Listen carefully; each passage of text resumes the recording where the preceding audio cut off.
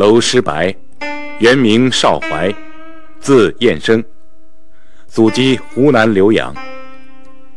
1918年6月生于北京，毕业于辅仁大学美术系。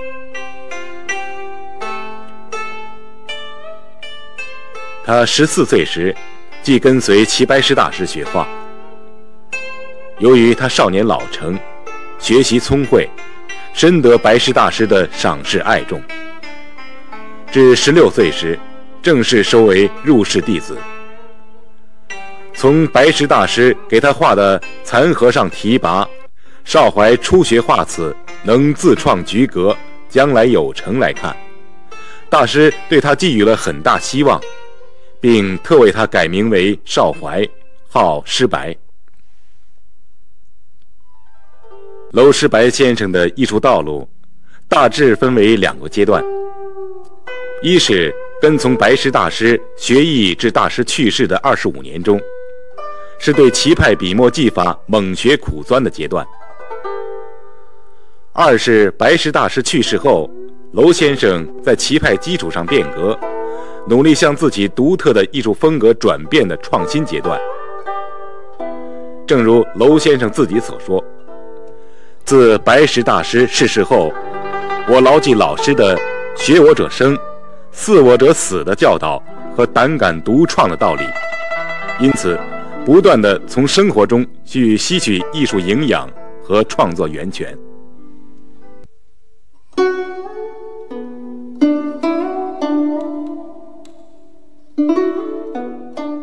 今天首先讲一讲关于花鸟画的一部分。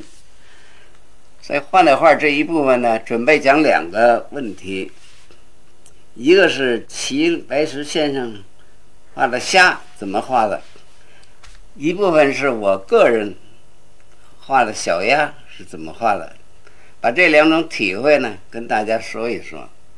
当然是花鸟画说看起来，从大写意花鸟画来说呢，主要是尤其是根据齐先生的发展，他是从八大吸收的很多，青藤也是吸收了一部分，最后他对吴昌士影响也不小，所以这样他是这样从这上的一系列发展下来的。我们呢继承了他的东西呢，我觉得他这个前人塑造的很好的东西应当保留，因为我不能再超过它，你的变化不如它好，就可以保留下来。不够的呢，没有画了，我们可以开拓我们自己的创作。所以我的意思就是，厚今而不薄古，基中可以荣扬。如果你不基于民族传统的东西，你就没有特点，你也不可能在世界上矗立的一种。它不可能一个艺术你没有本身的民族形式，那么你去乱画一通的时候，那怎么能够代表的是国家的东西呢？你没有民族特点，你没有特点，你就没有能够独立的，没有能让人欣赏的，代表了一个国家，代表了一个民族的特色。这就是我个人的这些观点。那么今天呢，就是要讲一讲这个。那八大山人当然他的画大家也看的也很多了，在理论上边我们就不去占一些时间了。那么他非常概括，他特殊的情况就是他能概括，而表达了他当时对于社会的思想。青藤也是这样的，他的笔墨的潇洒也是表现了他个人的情绪。吴否老呢，那他的画的就是基于浑厚了，那么也是符合在那个时候，在所谓上海这一带文风挺盛的，是不是？在那种社会环境背景下，所以他产生他这种。等到齐先生呢，那就是更不一样了，更是他是从民间的绘画跟文人学画了结合了，这是他的最大的特点。所以他的东西既带有平民化，又有他的特殊化，所以他选择一则题材都是在农民大家所希望的、所喜爱的，而且代表一些个普遍人民的愿望的东西。这一点呢，我感觉这个是从继承方面来说，它这些优点呢，应当然还很多了。那么时间的关系，也不能够说出那么些个来。这是我扼要的吧，反正我体会是这样的。因为这样说，他这一生塑造最典型的，当然也不只是虾的一种，而且在比较普遍大家欢迎的，就是他画虾。所以今天呢，我要把这个画虾跟大家介绍一下，就是把河虾跟海虾融化起来的。他的创作，这是我个人的体会。他所以能够塑造出这样一个，而且他的变形不是丑化的，是把它表现得更好。所以这个我觉得是最宝贵的一个继承的东西。现在我就把它怎么样画虾分解一下，跟大家示范一回。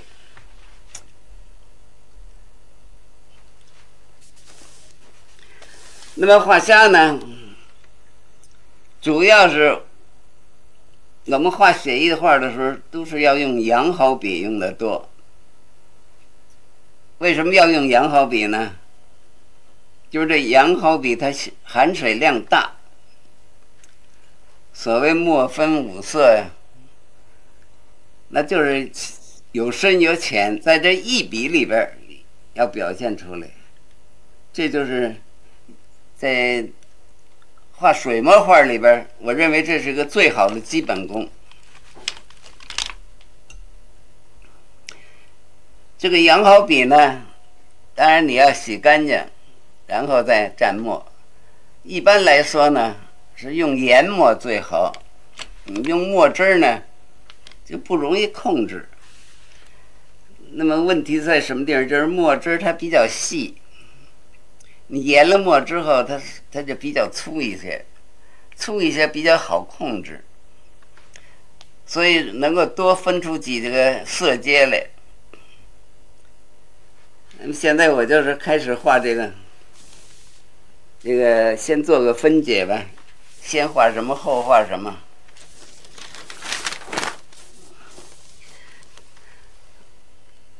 那么我们在调墨里边，首先就得注意，你必须保持笔根的清淡。笔根里要没有淡墨的话时候，你要都吸成了全是浓墨出来，那就成一个大黑虾米了，是吧？那就不能表现它的透明感。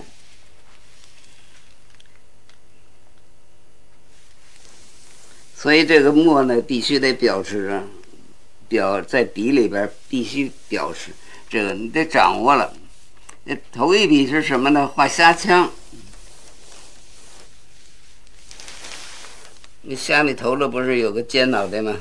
最尖的，它是它的武器了。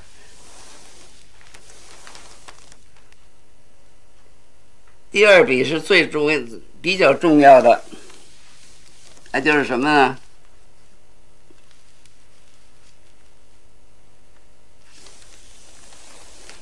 画的这虾的胸腔，虾的头部分嘛，虾头的部分。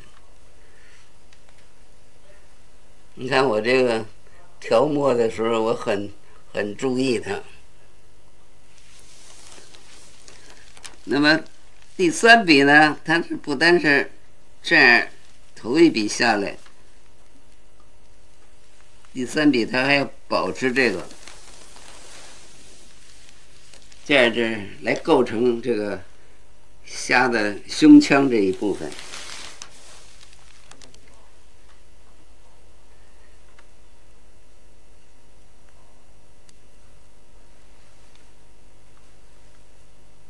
再一部分呢，就是画虾的身子。画虾身子呢，严格说可以分2个阶段。第一个阶段是接着它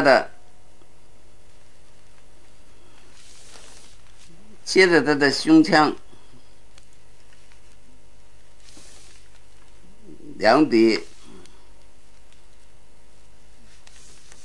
这样3笔，你看1、2、3啊，你看就这么样一个情况。为什么3笔呢？他得观察这个虾的动换的时候，大部分是在第3节以后，它才活动了，它弯，它不是开始就能弯，所以他观察的挺细致，而且所以为什么能够生动就在这儿。那么3笔完了，第4笔要接过来了，高起来，第4笔就要我再跟你画啊，第1笔、第2笔、第3笔翘起来，第4笔这样开始往下弯也好，是不弯也好，形成这么一个啊。再来一个那别的样子。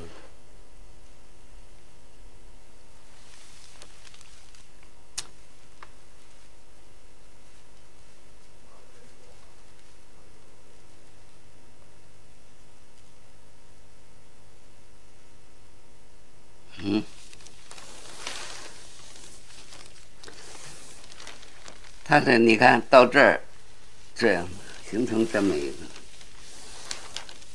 那么到这儿就拉出来了，就是画尾巴了。虾尾有2种，一种呢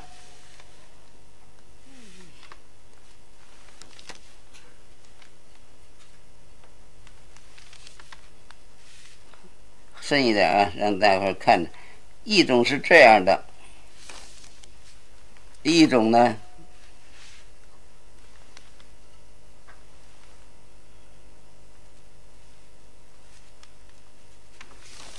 就是多看着多出一个。这就是虾的动作的时候，这样差不多它都是俯视的时候，这样的时候，它就表示动态，有的时候窝回去了，它这个正像它一般，它有的虾它就是这样子的。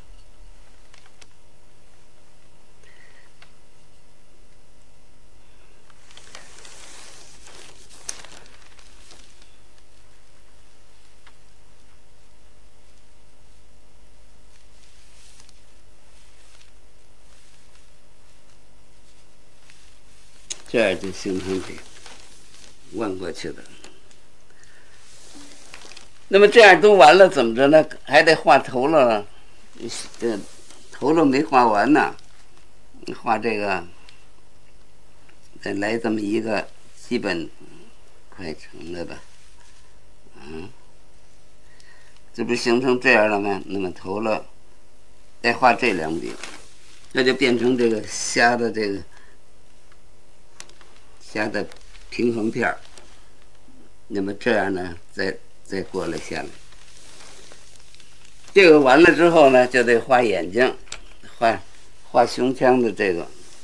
哎，不是，我再跟你说，这样完了呢，这腿，虾腿也不是那么简单的，虾腿你得画它活，你得弄得它挠着，它得动换啊。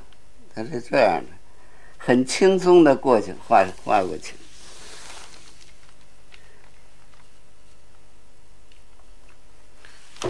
完了呢，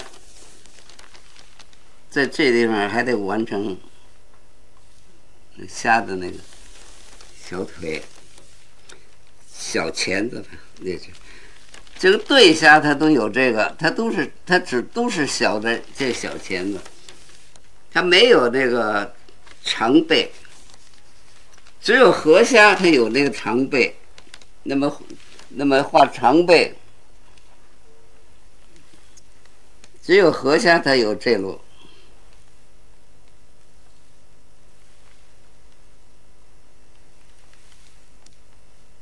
这太深了。只有河虾它有这个，对虾它就是这个一组有个小字，所以它往往它就画3个或者画4个在这里，然后就再出来这个长背。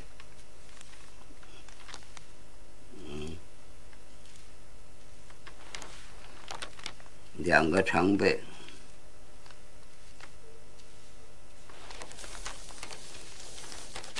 基本上呢，就好像是3等份似的，每个关键上差不多3等份。当然，我不要机械的，我就是那么画，跟着虾的姿态形式，你自己安排这个。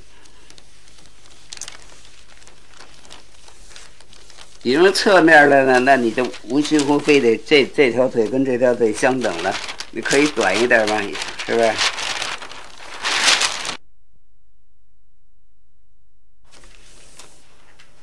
那么具体再说一下。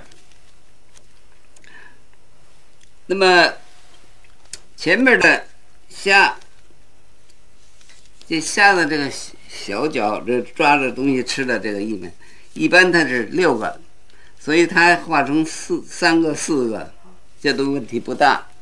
但是你不能够画了一大堆，是吧？画了一大堆，你心中没数，它就不行了。另外这个脚。这个虾脚也是按照每一节它有5节，一般它概括成5节，实际上还再拉出一节也是算成6节，加上尾，就是这个问题呢，就是它是5个脚画在肚子底下的。现在我给你画一个整个的。大的虾的示范，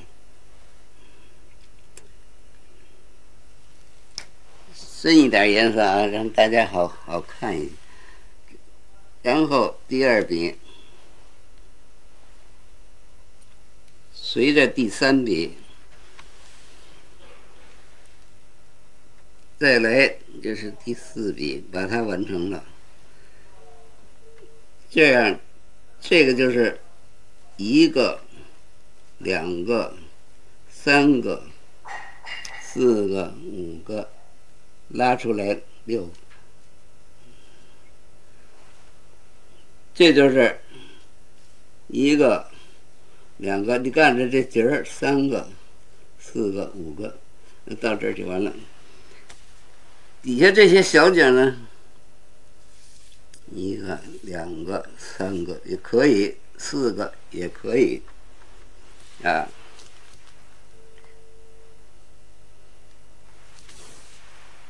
从这地方再出大腿、大夹子，这个只有河虾有这个，对虾没这个。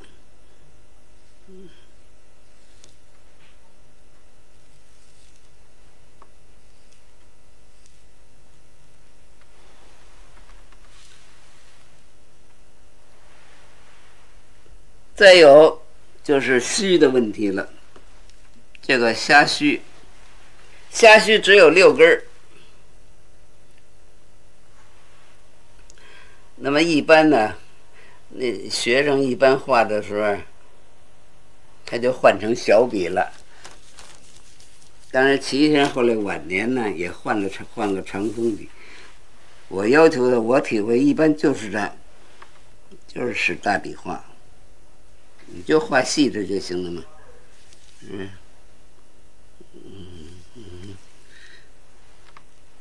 你看，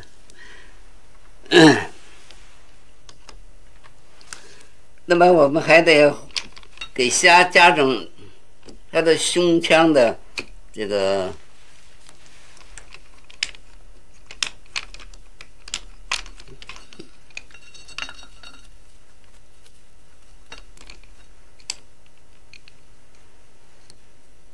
用胶墨用一个浓墨，但是也得里边有深浅，不是太浓了。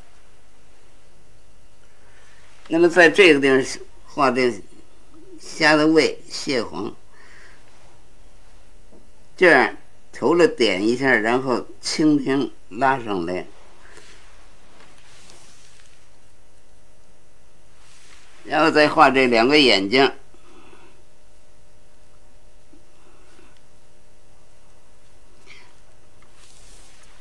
那么这一个虾基本就完成了，就是这么样。这是关于齐先生画虾的这样。他这还有一种，他弯下来的呢，那么再跟大家交代一些，这是不同的不同的姿势。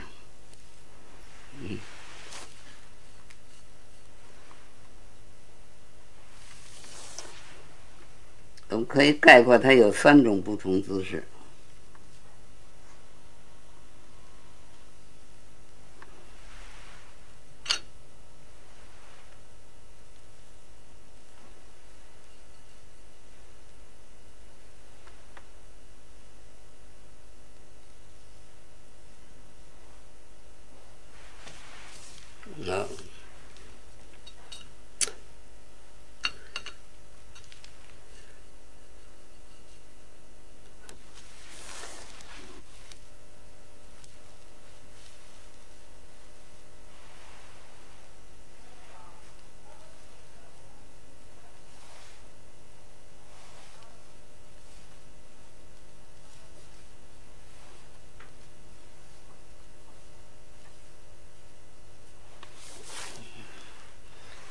5个腿，这就是再出来这个小肘。那么它不同的就是到3节上开始往下歪了，也是这个动态不一样的。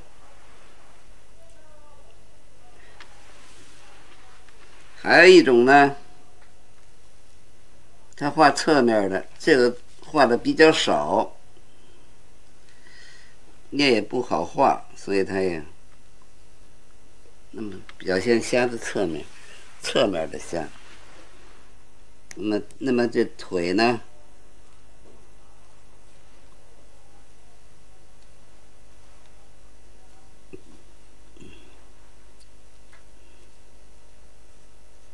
那还有的时候再加一层，哎，差不多要翻过去了。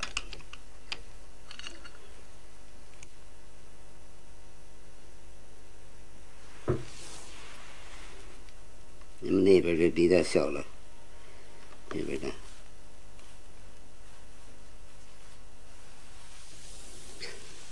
这是一种了。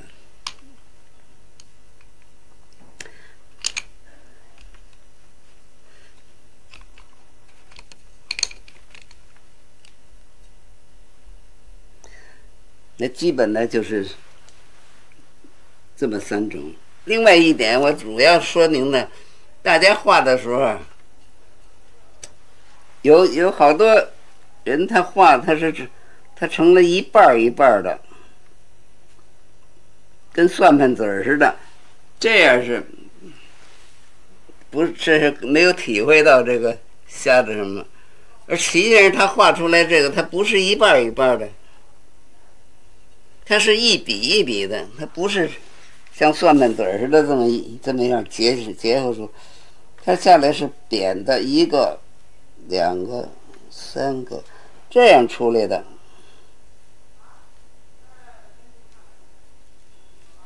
它是这样出来的，它不是这么像算盘子似的，那么一个一个的。所以这个用笔的能够表现形式、表现质感、表现这个，在国画的尤其在他这画虾里边。我们体会说，每一笔不但代表了它的结构，还要表现出它质感来。那么这个关于虾的问题呢，就谈到这儿了。如果有什么意见的话，是将来再提出来再研究吧。下边呢，这是我继承的一部分。下边是我的创作一部分。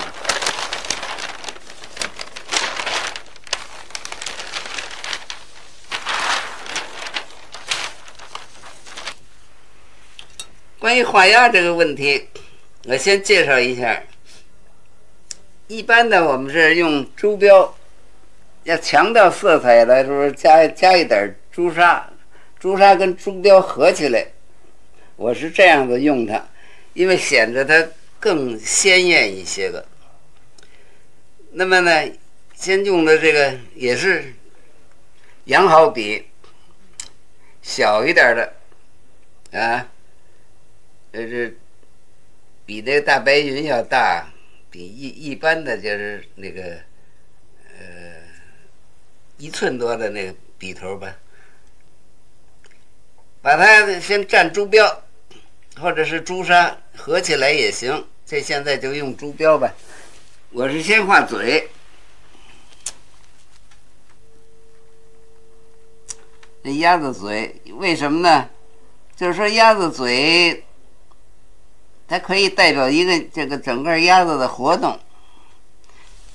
像这样的嘴的鸭子就是平着的，是吧？这个大家很容易理解。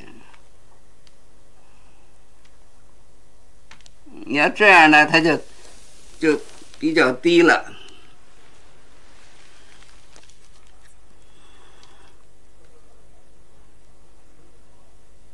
你要这样呢，这鸭子就仰头了。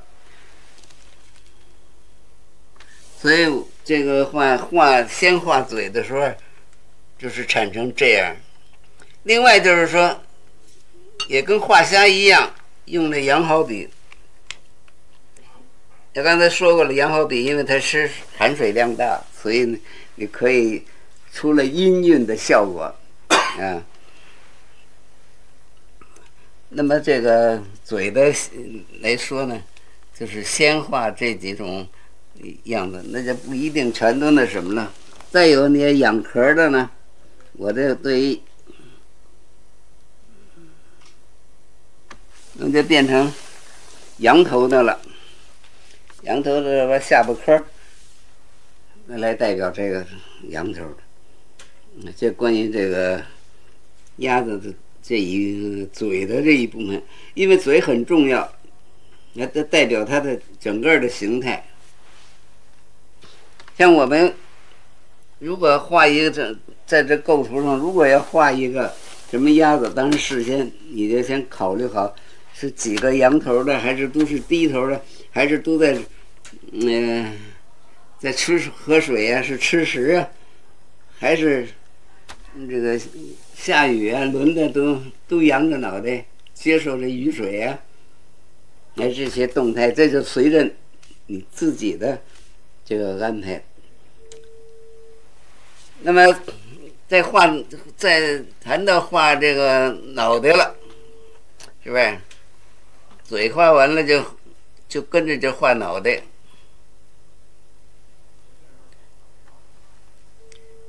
头了这一部分，我是用一大笔一小笔构成的。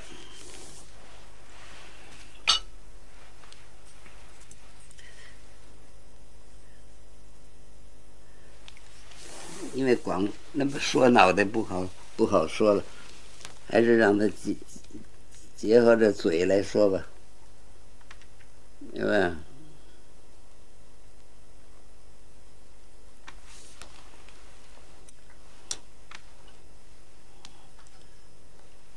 那么我们就从这个地方，从那儿先接下来画鸭头。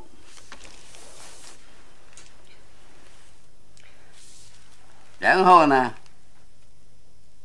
补一笔，它就形成这么一个情况。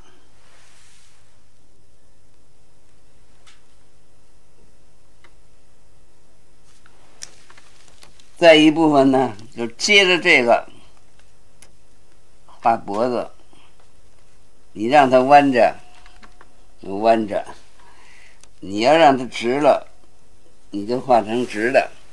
啊，这个这是第三个，就是在脖子上头去变化。再画的时候呢，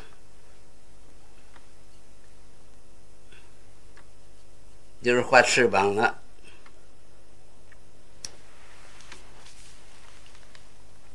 根据整体上的，你先把它翅膀给它画了。有了翅膀，然后怎么着呢？就得画底下了，画肚子了。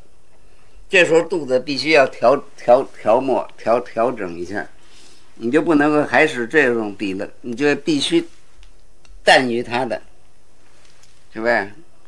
那么就从这儿画身子了。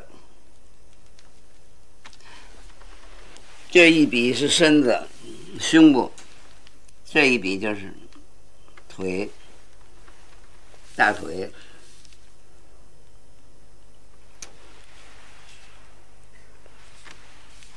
再完了就画背，结合着那个，而是我是就不是用这个笔带的，而是用侧背画完了就给它来上这么一点这尾巴，因为鸭子跟鸡不一样，一个是嘴不一样，一个是屁股不一样，它是往上翘着的。这是雏鸭啊！我再补充一句，我为什么能想起画小鸭子来了？就是因为在农场体验生活的时候，鸭场跟那喂鸭子在一起，所以感觉到这鸭子这个制作感很有意思，像这个像小孩似的。像小孩在幼儿园似的，一生出来是小班，过几天就是中班了，就挪地方了；再过几天就是大班了，再过几天那就成熟鸭子了，没有多少天出口了。哎，所以我感觉这个我这个鸭子，这小鸭子生出这天真，还不知道它怎么样了，这也有一些个怜悯的感觉，也有一些感觉它幼稚感，所以。对他有些感情，来塑造了这个鸭子。因此说，一切创作必须从生活中来，这一点呢是颠扑不破的真理。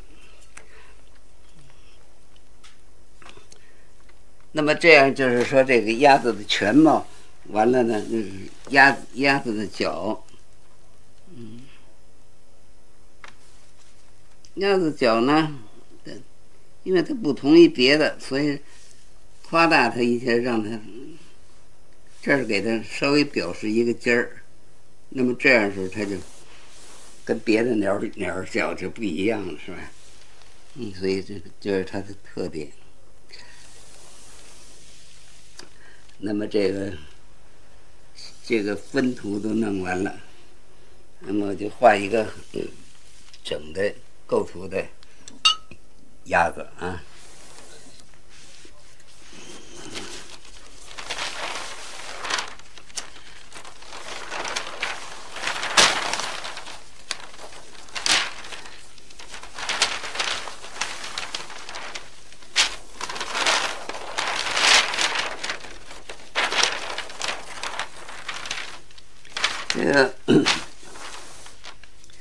那么画一什么呢？那我就想，还是一群鸭子在这吃东西呢，喝水呢，还是这鸭子的动态表现在这个下雨这种情况上，或者是它看些什么东西的情况上，这样的。那么这情节呢，就是我看我现在就是画这个喝水吧，画喝水的鸭子还可以多画几种姿势。那么整个构图来说呢，鸭子摆在这一堆，然后这上边怎么办呢？柳树也好，芭蕉也好，芦苇也行。所以这就根据情况来处理它，就是你在什么环境里头，你想了，回忆到什么环境最感受你，那么你就可以画这样的。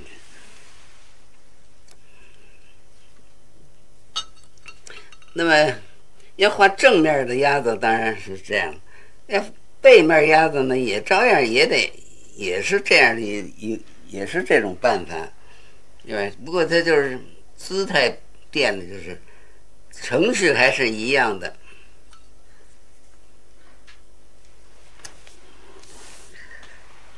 当然，另外还说一个，就是低着脑袋的背面，那么就不再做图解了，你看我画就明白了，是吧？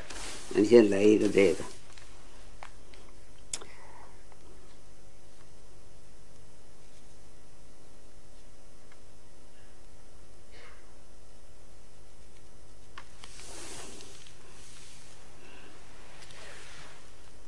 这是脑袋、脖子都下来了啊！用胶墨，比较深一点的墨，画翅膀。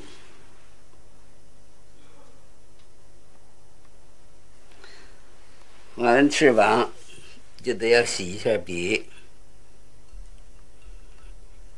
因为它好跟它有区别啊。用这淡墨画身子，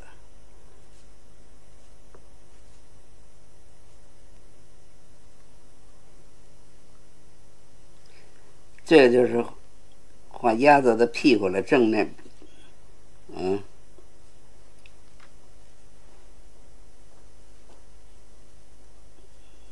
正冲着这面。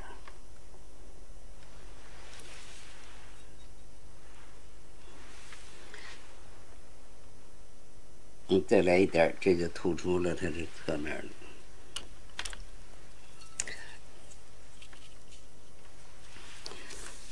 那么这地方加那个嘴也行，不加嘴也行。你要加嘴，就成了背面的了啊。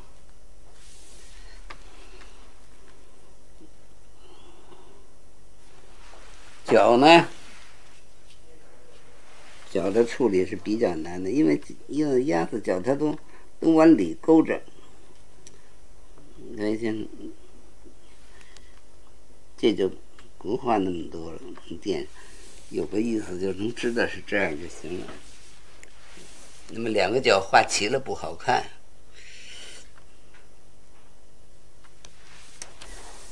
再来一个是侧面的了，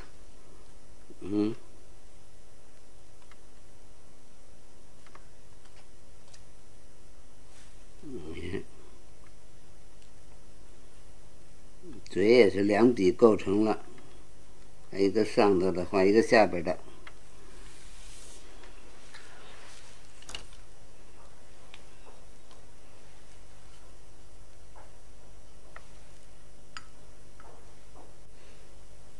就是还得调墨。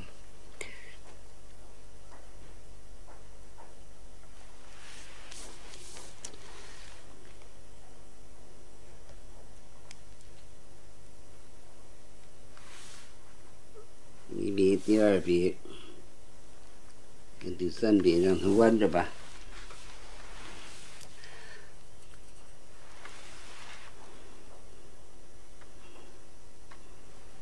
画这个膀子，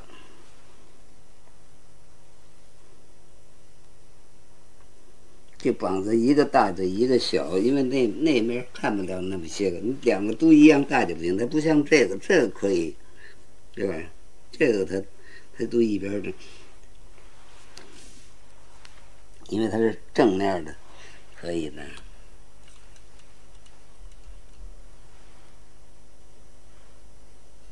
就再调墨啊。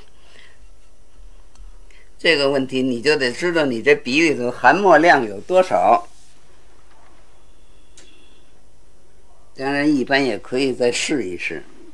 如果熟了，你也用不着试纸。肚子、腿、背。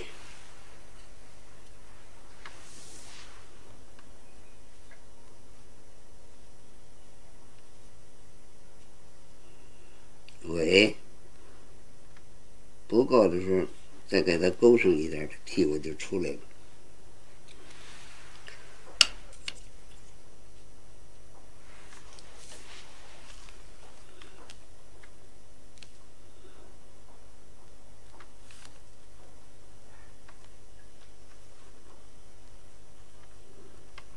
你画鸭子的腿啊，可以强调它靠后一点，它显得它好。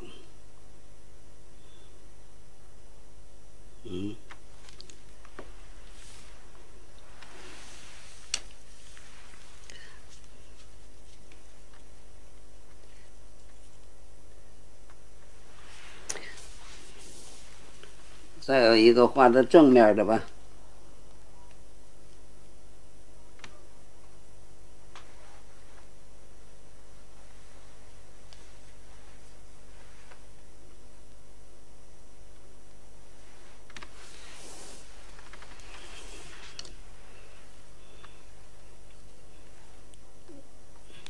那么这鸭子这个是不是都得脑袋都那么黑呢？那你就可以调整了。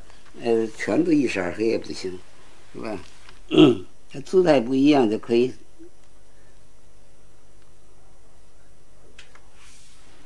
这个可以画淡一点的嘛，脖子，我们让它靠近正面了。在它挨着的时候呢，这膀子呢就不一定非得那么黑，就得给它离开点了啊。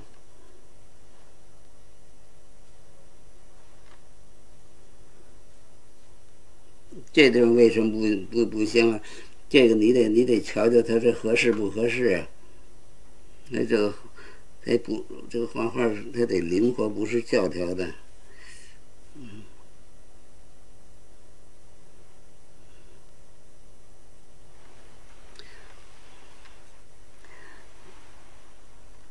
因为这样你要把它强调了一下腿的话，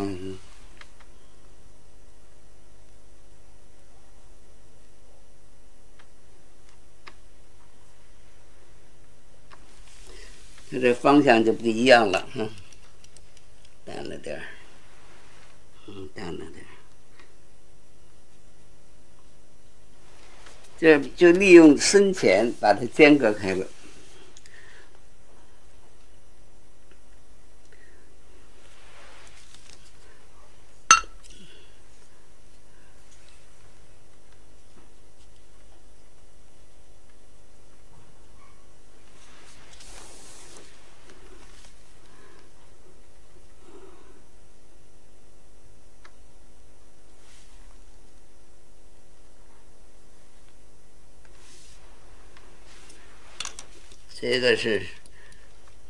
这个是靠后了，想赶紧钻过去，已经晚了。那么就让它伸着点脖子。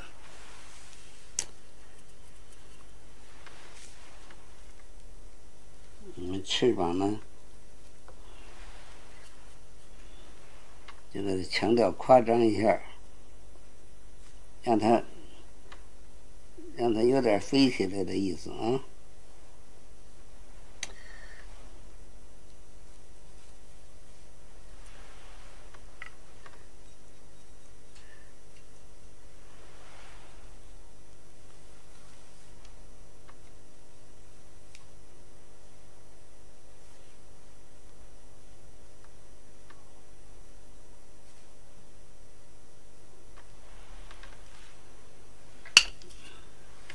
那么它这动态就得有点向前跑的东西意思了。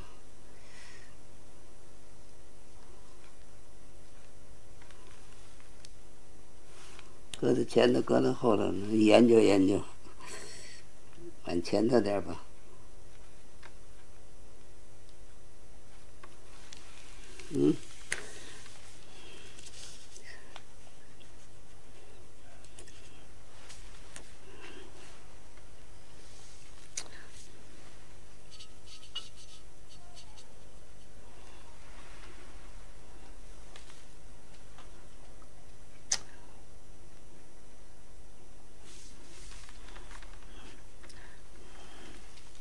这再按一个吧，因为这构图看起来那什么。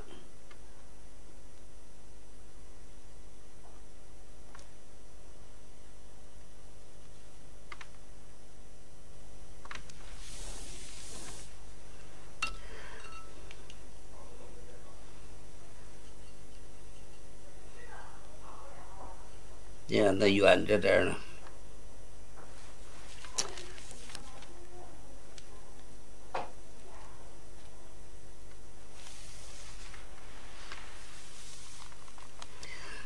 那么画一个几乎正面的。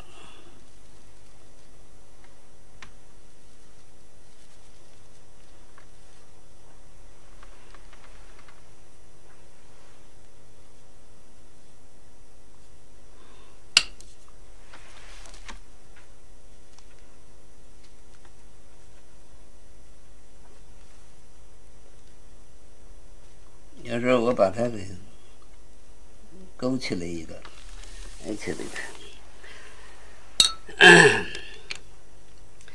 这鸭子呢，基本就是概括这么几个吧，这么几种。所以在你自己想起来，这个再怎么变化都行了。完了幕后点眼睛。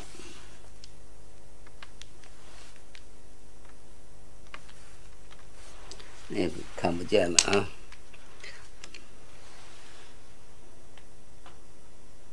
这个鸭子构图就算完了。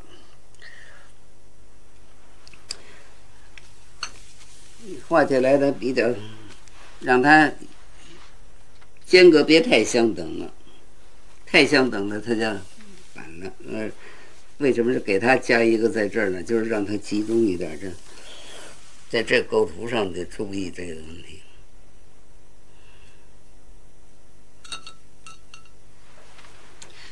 那么完了就画这一个盆儿吧。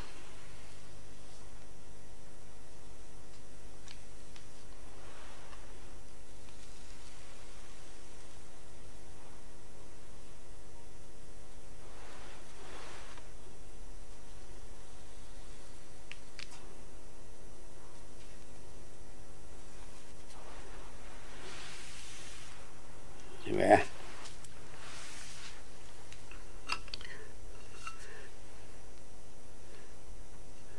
这盆里边呢，要是给它漂亮点呢，你就这还有一个眼睛，要漂亮点呢，你就给它画点颜色。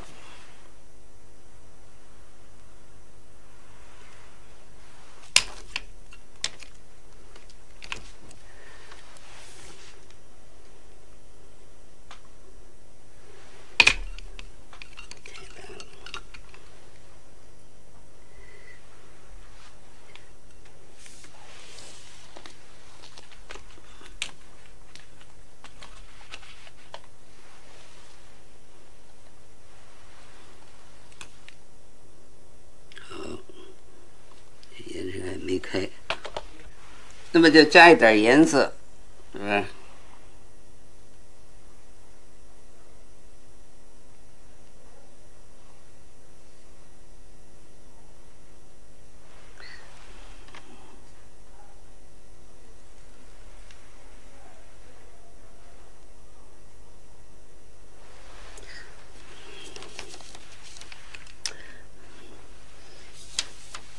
这就是说，在这个鸭子的这个布局上的，就这样子呢，就算。那么再弄一点什么呢？再弄一点淡花青。刚才这是时青时绿的，都可以点一下，是吧？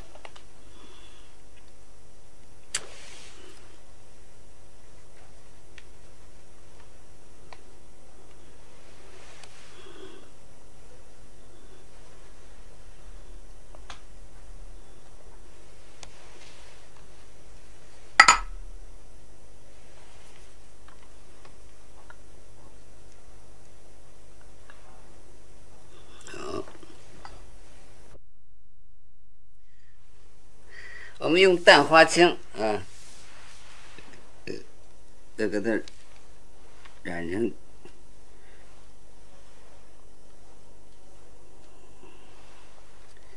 染上一点就行了。这就是说明它有水就完了。那么这样一旦怎么样了呢？最后这就上边看安排什么了，是吧？原来我主张我是想画芭蕉，因为什么？这芭蕉叶子下来，它整个的上边整个给压了，那么就能突出压子，所以我这构图那就比那个画柳树什么的好一些，因为画柳树它也散，也是空间也是。所以芭蕉一闷下来呢，这地方就亮了。所以我说就是你画芭蕉不一定用颜色了，这个反正是这墨也代表颜色的，也可以看出来了，是吧？这不一定非得用绿的来画这个。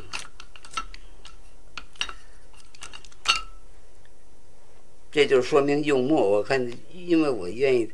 说这墨要用好了，比用颜色容易。这是齐老也说过，那你要墨用好了之后，用颜色就不成问题了。墨用不好的时候，用颜色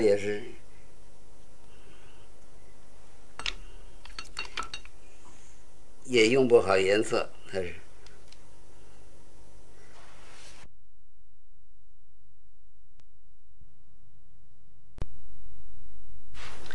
那么我们就从这地方来它一个，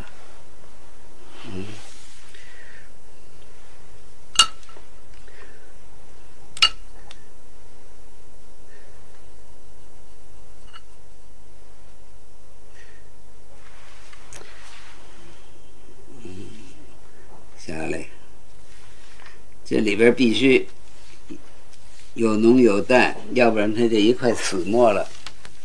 它用墨这地方很讲究的，你不要认为黑的都给它涂黑了就完了，那不行。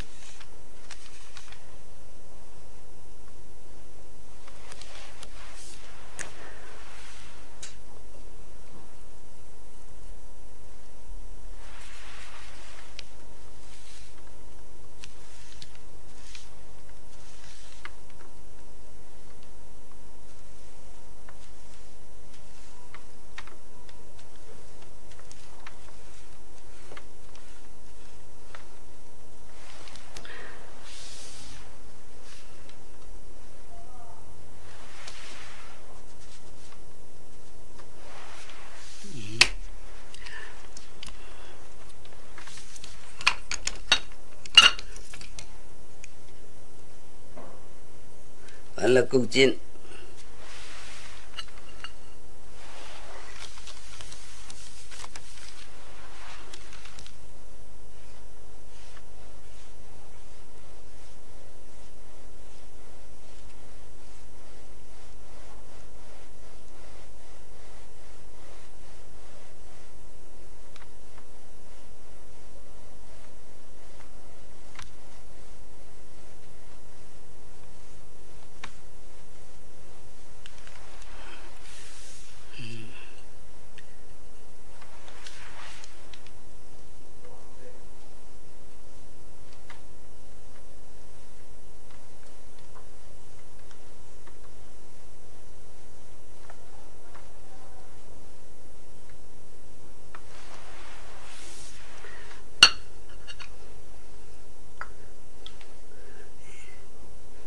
一个叶子并不够分量，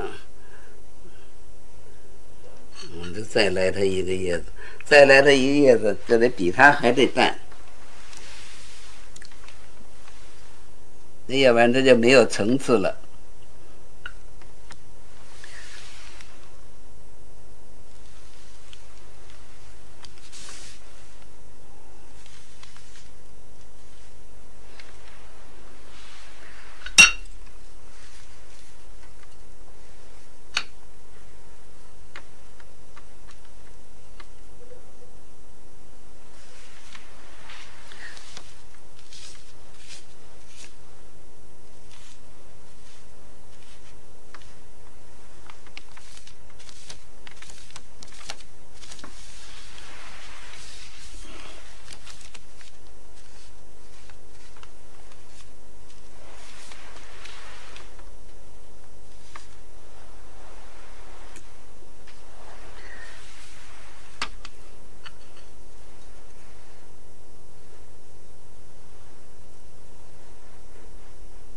这时候勾筋的笔也得淡。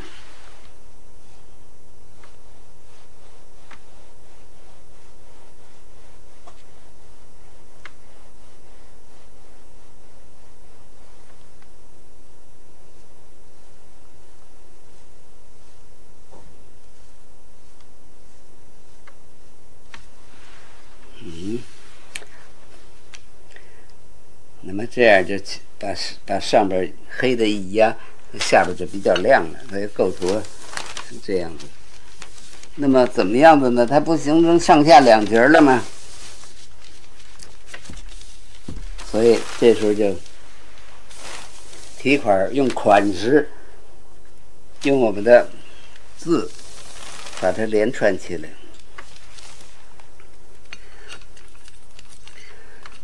所以中国画啊，不只是光画，你还得能写呀。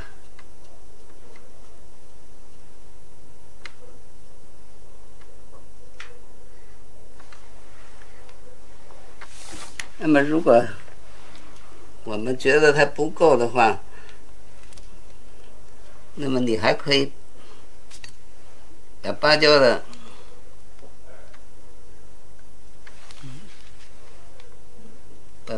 杆儿来一个，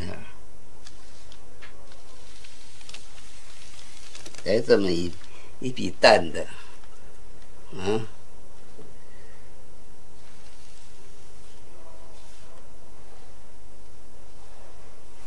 这样就给它也连串起来了。甚至再加上点儿，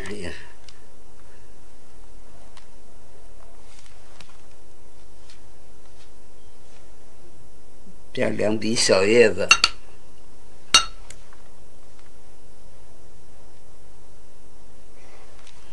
已经残了的，这再给它来个芭蕉芯儿。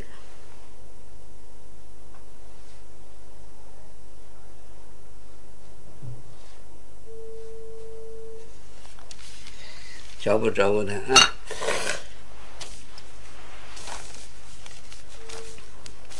那么我的题块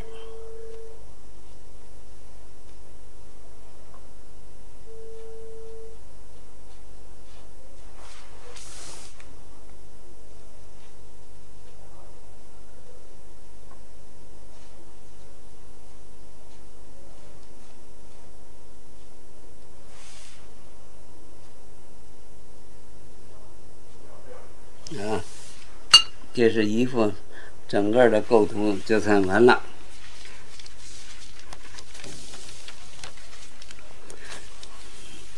最后呢，再来一颗红图章，就是在这里边点着也衬托一个意思。我的图章，那么我们就再盖上章。在这上头起了一个那个什么作用，起了一个，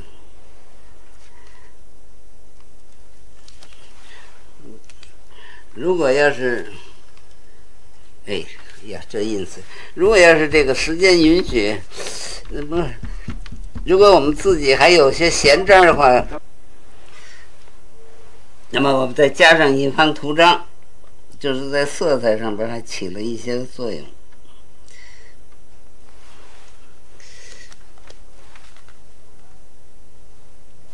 它这样就是显着那什么了。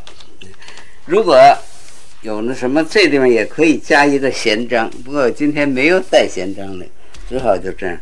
那么也可以再加一个闲章，就为了什么？使它这画面更美一些。那么这是我的一个创作的体会，当然也不够成熟，还希望大家呢来提一些意见。看如何再改进一下，再搞一些，再把它提高一步。这就是我这些体会。那么，看看各位要有什么意见呢？还有什么帮助啊？更好的提高，我非常欢迎。这个是不成熟的一个创作吧。希望大家能够理会到这一点。那就这样吧，就算结束了吧。